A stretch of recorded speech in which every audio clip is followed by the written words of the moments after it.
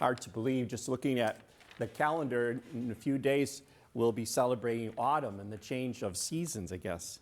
Moving to autumn, that experience of the change in seasons reminds us that change is always around us, and yet sometimes we can go through the day-to-day tasks. Sometimes we're not even thinking about it. I think about that too now lately when we're asked to agree to the terms and conditions. Just sign here or click here. And then as you open what the terms of conditions are, you see this long list of instructions of things. And sometimes if you're like me, probably don't even read it. Just go click and agree. Oftentimes I think of that the way that we say yes and no. Sometimes our yes is not authentic, or our no's as well. When we think of that today, when we reflect on the gospel story that Jesus gives, and he gives it to the chief priests and the scribes, he gives them to the so-called teachers of the law, as he's reminding them that when John the Baptist came, they pretty much didn't follow his example. Yet those so-called the ones who were sinners did. They followed his command to reform their lives, be ready for the Messiah as he comes.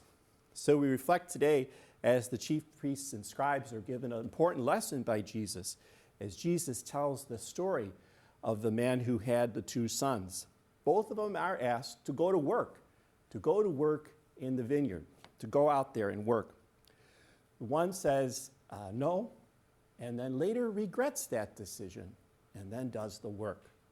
The other says yes, but never does it. Now, if you and I are honest with one another, we can see ourselves in each of these sons. We're children of God, aren't we? And those times in our lives, too, that we're not always authentic in the call that God gives to us, authentic in answering yes to what God calls us to. Our authentic call to obedience is something that we have to live out each day because it is the call of the disciple in the modern world today. Saying yes to Jesus through the path of discipleship. Well, we don't have to look too far for the example of that yes. St. Paul reminds us to look to Jesus.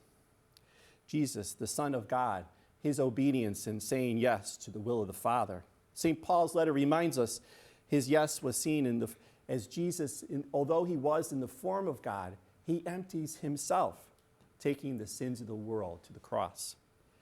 Our yes, our amen, helps us to have humble hope as we look to the example of the Lord today in the Eucharist, as he continues to work even through our fears and our struggles. It is the call to discipleship in the modern world today, no matter what season, no matter what time. Our yes, our amen to Jesus today in the Eucharist is requested of us, not only here and now, but every day, every time, and every season.